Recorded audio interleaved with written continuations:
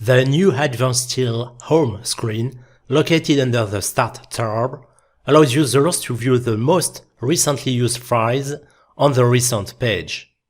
Above the list of documents, you can select between display options and select the columns to be displayed in the view. The Autodesk Docs tab shows the files associated with specific projects. Users can easily change projects stored on Autodesk Docs by selecting the drop-down option and navigating to the files. Users can refresh the menu and view any updates to their project folder. The Learning page provides access to learning resources such as videos, chips, and other relevant online content or services. This new home screen provides Advanced Style users with easy access to recently opened files, documents stored on Autodesk Docs, and online and learning content.